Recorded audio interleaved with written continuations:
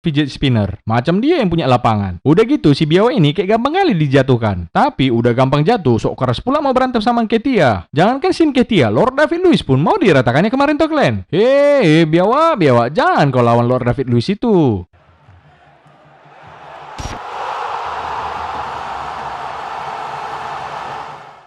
Oke kawan-kawan, hari ini aku mau cerita sedikit lah tentang bacot satu skuad SSB Arsenal kita. Tapi sebelum itu, buat kalian-kalian yang lagi nyari kesibukan atau yang mau nyari income tambahan atau juga yang lagi pengen nambah ilmu finansial dan pengalaman, aku mau ngasih tahu sama kalian kalau aku baru aja dikasih rekomendasi sama kawanku soal aplikasi investasi platform online yang bisa kalian coba. Namanya Binomo. Binomo ini aplikasi investasi ya kawan-kawan. Caranya itu, kalian harus analisa arah grafik yang ada di Binomo ini, apakah bakalan naik atau turun. Kalau nanti analisa kalian betul, kalian bisa dapat profit kawan-kawan. Gak usah lama-lama, langsung aja aku kasih contoh ya kan. Di sini aku udah invest di akun realku ya kawan-kawan, dan sekarang aku bakalan invest 1.400.000 saja deh kayak nomor log sayang kita.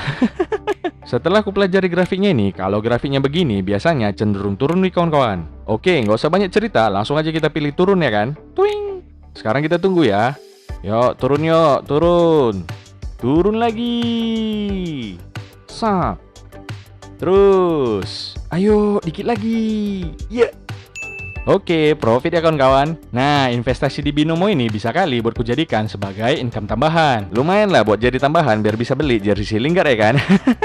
Kalian juga bisa mulai investasi di Binomo ini dengan modal $10 aja, berdapat income tambahan juga kalian kayak aku tadi. Oh iya, tapi aku kasih tahu sama kalian, investasi di Binomo ini cuma buat kalian yang udah berusia 18 tahun ke atas ya. Dan satu hal penting lagi, yang namanya investasi pasti ada profit dan risikonya masing-masing ya kawan-kawan. Jadi modal kalian bisa berisiko juga. Nah, khusus buat kalian, aku kasih kode promo nih biar kalian bisa dapat 100% cashback di akun kalian sendiri. Jadi nggak usah lama-lama, langsung aja kalian download aplikasi Binomo ini, atau biar gampang kalian klik aja link yang aku taruh di deskripsi yang ada di bawah ini. Oke, kita lanjut ya. Macam video bacot squad MU, video ini juga aku buat khusus buat kalian fans Arsenal. Buat fans klub lain, kalian cabut aja dulu. Nggak ada lucu-lucu soal Arsenal di sini. Pokoknya video kali ini serius kali lah pembahasannya. Udah kasihan kali aku nengok fans Arsenal. Makanya selain fans Arsenal, nggak usah kalian tonton video ini. Mending kalian tonton aja video ke yang lain. Kalau nggak, video si Lingard lagi masa-masa itulah kalian tonton.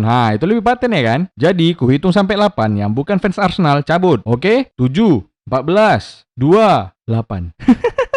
Oke, kayaknya udah bersih nih. Cuma tinggal aku dan kalian para fans Arsenal. Jadi, kalian tengok ya, berapa nanti view di video ini, segitulah fans Arsenal yang sakit hati ku bacoti di channel ini. Jangan kalian pikir selamat kalian dari bacotanku. Oh, tentu tidak biawak so. Kalian pikir karena udah pergi yang bukan fans Arsenal, terus takut aku sama kalian? Ya takutlah. Bisa masuk penjara aku nanti karena melakukan kekerasan terhadap anak di bawah umur. Ya udahlah, langsung aja kita mulai full bacot SSB Arsenal kesayangan kalian ini. Kita mulai berdasarkan nomor urut aja ya kan, biar enak. Nomor 1, Bernd Leno. Si Leno ini dalam 2 musim terakhir selalu jadi dinding terakhir yang nahan Arsenal untuk nggak lebih malu dan hancur lagi. Banyak kali penyelamatan dia yang menepis rasa malu si Gudi Bening, apalagi pas musim terakhirnya melatih Arsenal kemarin. Si Leno ini juga mainnya lumayan konsisten musim ini, meskipun bek-beknya ngelawaknya nggak berhenti-berhenti. Aku rasa saking seringnya nongkrong sama pelawak, akhirnya jiwa lawak dia muncul juga. Tengoklah berapa kali dia bikin blunder dan passing-passing yang gak perlu. Terus sempat juga dia bunuh diri pula kemarin pas lawan Everton. Baru aja jadi starting 11 setelah sebelumnya jadi cadangan, udah buat kesalahan si biawak ini. Memang bahaya kali pergaulan bebas di Arsenal ini ya, rusak anak orang. Dia ini minusnya suka kali nahan bola lama-lama, jadi hilang tempo permainan dibuatnya. Tapi emang style permainan dia juga ball playing goalie, yaitu kiper yang bagus dan kuat megang bola buat build up serangan dari belakang. Cuma yaitu tadi kelamaan aja kurasa. Tapi jujur aja lah, kalian ganti pun si Leno ini sama Ederson tetap nggak guna juga. Sampai kapanpun jadi biawak juga ya nanti semua kiper jago di Arsenal kalau bek-beknya masih si biawak-biawak ini. Banyak-banyak berdoa aja lah kalian ku bilang. Kayaknya aroma-aroma pindahnya dia udah kecium. Nomor 2, Hector Bellerin. Kalau si Kang Pristel ini, karena suka kali dia ganti-ganti setelan bajunya, dia ini udah cukup senior lah di Arsenal sekarang ya kan. Menit bermain dia pun udah banyak kali. Cuma sampai sekarang udah jadi wakil kapten pun gak maksimal perannya di lapangan. Posisinya pun udah dipretelin sama Arteta dari bek kanan dimajuin ke gelandang kanan. Padahal dulu waktu 2014 awal di bawah Wenger masuk hitungan wonderkid si biawak ini. Larinya goncang kali tuh kalian, dan bagus pula dia pas kontrak counter attack. Tapi kalau udah urusan defending macam tackle dan heading, si brewek dan dribble bola pun nggak dapat dia itu. Nyesal kalian kan? Nggak kalian iakan tawaran Barca dulu buat beli awang ini. Kalau saranku, mending cabut aja lah kau bang. Main aja di tempat lain, mana tahu bisa balik lagi performamu kayak dulu ya kan? Lagian umurmu pun udah tua. Bellerin kan masih 26 tahun bang. Udah tua lah umur segitu untuk main di SSB. Cemana ya kalian? Nomor 3, Kieran Tierney. Kalau ini harus 100% dipertahankan sama Arsenal. Cuma dia kurasa yang niat main jadi seorang defender. Meskipun udah 2 musim, tapi waktu bermainnya masih dikit kali. Waktu main di lapangan sama main di UKS Arsenal masih lebih banyak lagi waktu main di UKS. Udah macam si Hazard lama-lama aku tengok. Tapi dia ini lumayan menjanjikan di putaran kedua Premier League pasca masa lockdown Corona. Dia ini juga udah jadi pemain kunci di Arsenal musim ini. Termasuk juga nanti di musim-musim berikutnya. Defending bisa, tackle sama work rate-nya bagus. Bisa juga dia nih jadi andalan buat counter attack dari sayap. Passingnya lumayan dan speednya juga ada. Tahu kalian, musim salju pun dibantainya main modal kaos sama celana pendek aja. Oma, ngeri kali ya. Aku jangankan salju, makan es batu aja masih haho-haho aku karena kedinginan. Biarpun jago si Tierney ini, yang namanya B Arsenal pasti ada lawak-lawaknya juga. Ini entah kenapa dia bisa goyang-goyang kayak gini dulu. Aku pun nggak tahu. Kebanyakan kurasa biusi biawak ini. Nomor 4, William Saliba. Yang satu ini juga dibeli untuk proyek si Gudi Bening. Belum sempat dimainkan, udah keburu cabut yang mesan. Kerjaan dia kalau nggak main di tim Premier League 2 ya latihan sama tim utama. Tapi ya itu nggak pernah dimainkan di match day. Jangankan dimainkan, list pemain cadangan pun dia nggak masuk. Soalnya si Gudi Bening lebih mengandalkan Como Maut, Mustafi, Sokratis dulu. Nah, kalau di musim 2020-2021, di paruh pertama musim disuruh tinggal kelas dia ke tim Premier League 2-nya Arsenal. Habis itu Januari 2021 kemarin dipinjamkan lagi dia ke Prancis sana, ke tim OGC Nice. Tahu kalian OGC Nice ini apa kepanjangannya? Orang nggak masuk cadangan. Nice. Di OGC Nice ini dia berhasil masuk skuad inti, main penuh terus. Meskipun ya kalian tahu lah, Nice juga peringkatnya hampir-hampir sama Arsenal.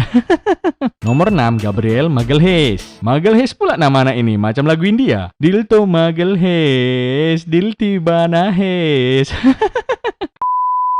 Si Magalhaes ini anak baru di Arsenal, pindahan dari Lille di awal musim ini. Awal dia masuk langsung dikasih main penuh, tim inti pula. Dikombokan sama, kalau nggak holding, ya Lord David Luiz. Debut dia kemarin juga paten karena bikin gol. Tapi nggak lama setelah itu dia harus absen karena kena corona. Semenjak itulah si biawak ini kehilangan posisi dia di tim utama dan lebih sering main dari bangku cadangan. Memang ujung-ujungnya si Magalhaes ini cuma menu-menuhin slot bek tengah aja. Kalau nggak salah ada 8 bek tengah Arsenal kemarin pas awal musim. Ini pun untung aja.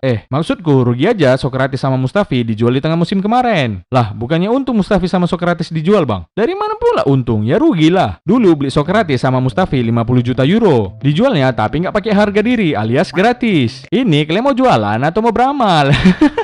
Tapi yang sialnya si Magalhaes ini dia pindah ke Arsenal. Mantan timnya Lille juara Liga Perancis. Lah, kami juara juga di Liga Inggris nol. Juara 8 tapinya. Woi biawak, terbalik itu. Harusnya aku yang ngomong punchline-nya. Kok kalian pula jadi yang ngomong kayak gitu? Oh iya ya, pao. Nomor 7, Bukayo Saka.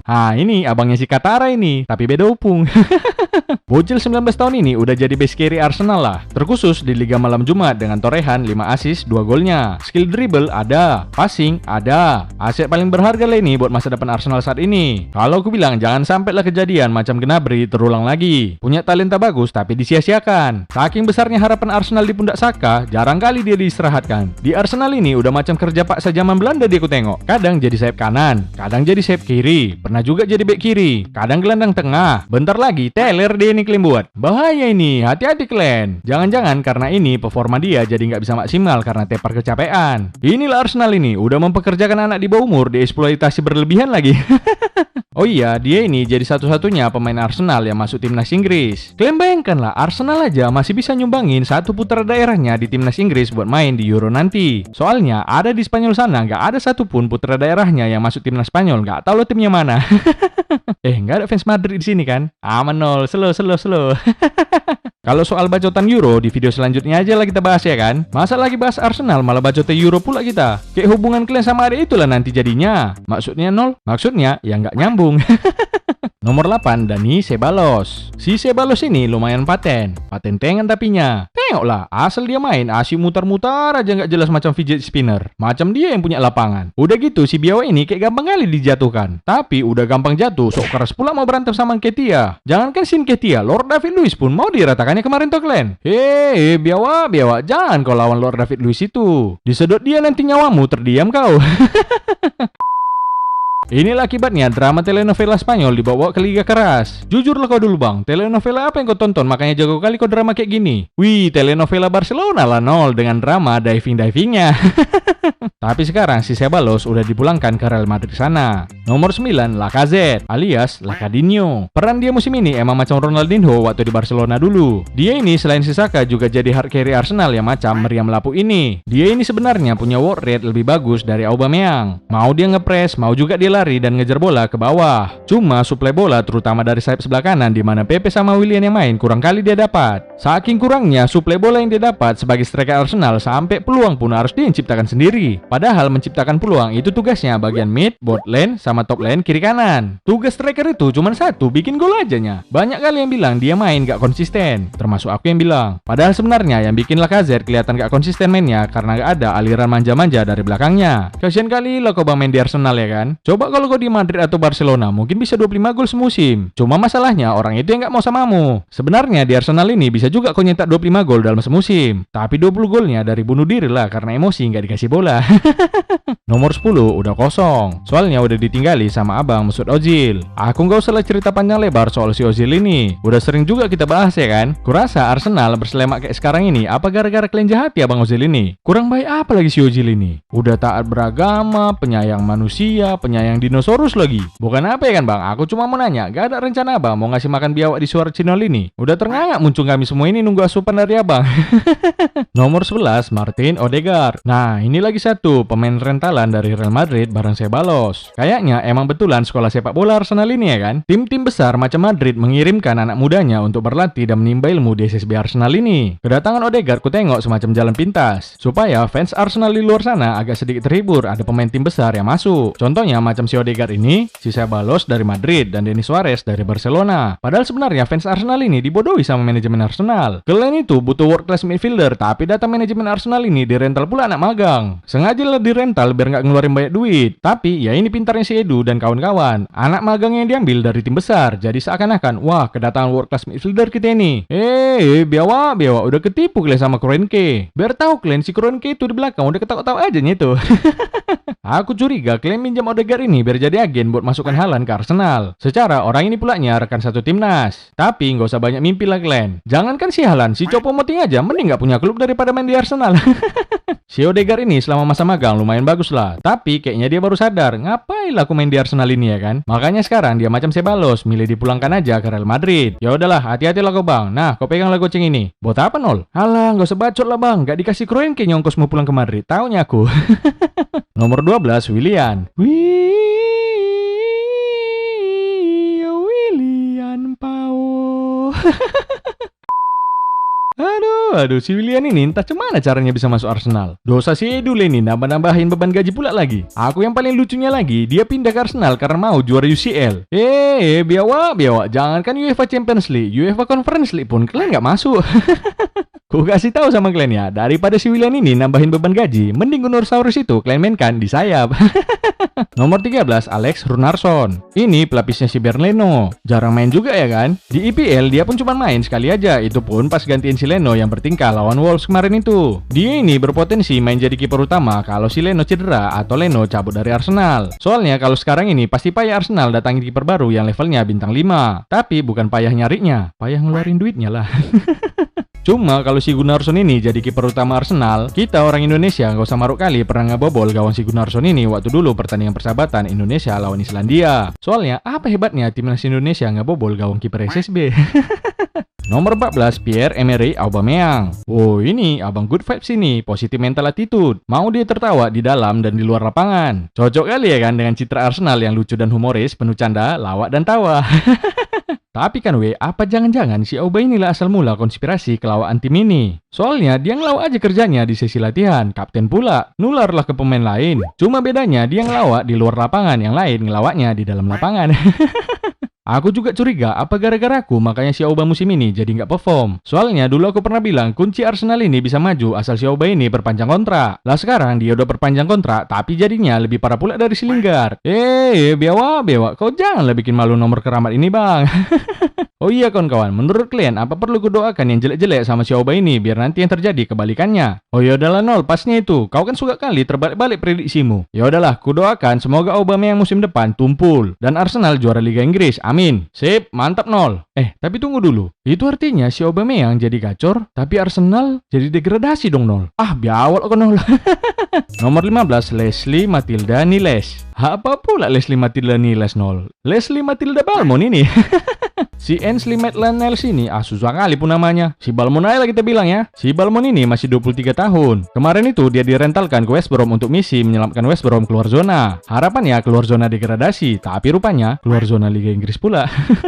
Aduh, Balmon, itulah kebanyakan muter-muter pula kau, jadi pusing lah kepala West Brom. Nomor 16, Rob Holding. Si Holding ini cenderung biasa-biasa aja ku tengok. Kadang main bagus, kadang mainnya jelek. Mungkin karena efek cedera dia beberapa musim terakhir memengaruhi performanya. Tapi musim ini dia juga udah dapat kesempatan main yang lumayan. Tinggal kita tengok aja lah dia bisa nggak berjuang masuk starting 11. Bukan apa ya kan? Bisa jadi dia jadi Phil Jones 2.0 yang 10 tahun di MU nggak ngapa-ngapain karena banyak cedera.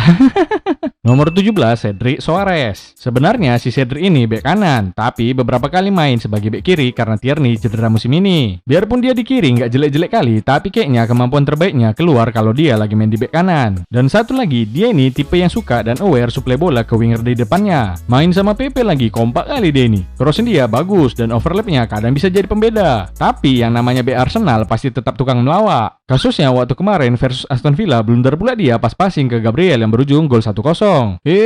Biawak, biasa main bagus, kalinya blunder langsung terpongkeng. Malahan kiper lawan si Emi Martinez yang notabene mantan pemain Arsenal, bersyukur kali kurasa dia di sini nggak main buat Arsenal lagi. Kalau nggak, udah dia lo korban skenario lawan para bek Arsenal ini. Nomor 18, Thomas Partey. Macam biasalah, kalau nggak cedera nggak sah jadi anak SSB Arsenal. Nasib si Partey ini sama kayak Gabriel tadi. Gitu cabut dia musim ini ke Arsenal, mantan klubnya Atletico juara Liga pula. Lah dia di Arsenal terponggeng ke peringkat 8. Musim pertama si Thomas Partey di Arsenal, udah 3 kali dia bolak-balik rumah sakit. Padahal kurang apa ini orang, umur 27 tahun. Sedang dalam masa prime-nya, tinggi, badan tegap, sangar, tukang pukul. Tapi ternyata bisa juga sakit kalau main di Arsenal. Turun kurasa imun anak ini karena kebanyakan makan Indomie. Indomie, everything Indomie. Why? Who brought Indomie? Ternyata setelah diteliti beban kerja dia nggak sesuai. Dia awalnya dikontrak sebagai defensive midfielder. Rupanya kenyataannya ngerjain kerjaan 3 pemain. Kadang sebagai DM, kadang sebagai CM, kadang juga sebagai back dia. Udah macam anak sekolah aja banyak kali tugasnya ya kan. Dan yang lebih parahnya lagi, satu-satunya pemain yang bisa ngimbangi dia cuma si Saka. Seonggok Granit Saka, kalian bayangkan aja lah. Berarti kan udah buruk kali lah tengah Arsenal ini sampai-sampai cuma si Saka yang layak disandingkan sama gelandang bagus kayak gini. Rusak kali Arsenal ini ya. Kurasa kalau pemain sekelas Kantegirang disuruh main di Arsenal ini pun lebih milih dia jadi gelandangan daripada jadi gelandang Arsenal. Nomor 19, Nicolas Pepe. Ini juga lagi satu, nggak paham kali aku nengok dia. Di klub lamanya bagus kali, di Arsenal mainnya angin-anginan. Kadang mainnya jelek, kadang juga mainnya jelek kali. Mungkin karena dia dibelinya dulu KPR, belum lunas. Jadi performanya sesuai dengan banyaknya cicilan yang udah dibayar. Kurasa musim depan lah jadi ajang pembuktian si Pepe yang sebenarnya. Soalnya di akhir musim kemarin udah mulai nampak kemampuannya ya kan. Rajin kali dia bikin gol. Ya udahlah kita tengok aja lah musim depan dia jadi Nicolas Pepe atau malah jadi ikan pepes. Nomor 20, Skuadron Mustafi. Udahlah, udah cabut nih di Schalke ya kan. Degradasi pula lagi. Welcome to Bundesliga 2, Lord Mustafi. Ya udahlah, selamat berjuang lah kau di sana ya bang. Jangan patah semangat. Kudoakan kau semoga cepat-cepat masuk Bundesliga. Bundesliga 3 tapinya. Nomor 21, Calum Chambers. Masih mau klaim pakainya dia ini. Kalau nggak dipakai, simpan aja di gudang. Kalau nggak apa, apakan aja lah daripada nggak jadi apa-apa. Jangan kalian apa-apakan siapa ini. Nanti apa kali jadinya ya kan. Cuma orang Medan yang paham artinya itu, ya kan weh? Iya. Nomor 22, Pablo Mari. Sebenarnya ini nih senjata rahasia Arsenal. Soalnya kalau dia main biasanya Arsenal menang. Tapi aku curiga ada main kayaknya dia sama City. Soalnya dia ini bekas pemain Man City. Cuma asal dia main lawan City pasti kalah. Tapi tiba lawan yang lain dia bisa menang. Mematikan kawan dan lawan ya kan. Tapi musim depan harus seringlah dia dimainkan. Apalagi udah cabut pemain kebanggaan kita yang bakalan sekali ini kita bahas. Nomor 23, Lord David Luiz.